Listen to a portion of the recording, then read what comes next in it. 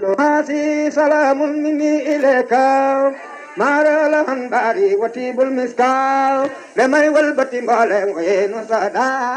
mbokki juliti mbokki taalibe asalaamaaleykum wa rahmatullahi wa barakaatu si ndigalu xalifatu saahibul faydati attijaniya mawlaaye cheikh mouhamadul maahi cheikh ibrahima Niass yal na fi yàgg lool te wér imaamul akbar imam cheikh ahmed tidiane cheikh seydi Alioune Cissé di imam bu grande mosquée bu Medina Baye daayira jameetu ansaaru din bu njanjaay wolof ànd ci ak seen muqaddam di cheikh Habib Mbaye ñoo mbégte di leen woo ci conférence ak gàmm gu ñuy amal at mu nekk ren ñu jàpp ko samedi yemboog ñaari fan si weeru janvier atum 2021 ca njanjaay wolof mbokk yi programme bi nii lay tëddee bu ñu xëyee 8h ci suba jàpp midi danañ fa amal njàngum alquranul karim ñaanal mboolem umma islamique bi bu ñu demee 21h 22h conférence thème bi di l'islam ak ay noonam ñu war si ànd ak borom xam-xam bu mag di Cheikh Baye Mar bu Medina Baye 22h 0h zikrullah ñu war si ànd ak Cheikh Baye Diagne ak Cheikh Baye Mbow bu Mboween mbokk yi 0h ba bët set gàmmu ñu war si ànd ak alimul halama mawlaaye Cheikh Ibrahima Cheikh Mouhamadul Hadi Cheikh Ibrahima Niass ñu gën ko xam si Cheikh Baye Hadi Niass mbokk yi bés boobu le ñu ngi ko dara jaale Cheikh Ousmane Touré nekk ca Italie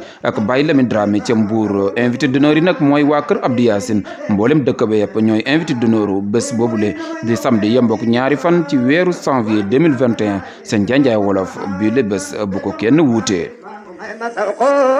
di baaral man xel mbaa mu may ma fahmoom kon dana mën a way kii bi gën ci saadaan li xut bu roxoo yi naan ci pey diiwaan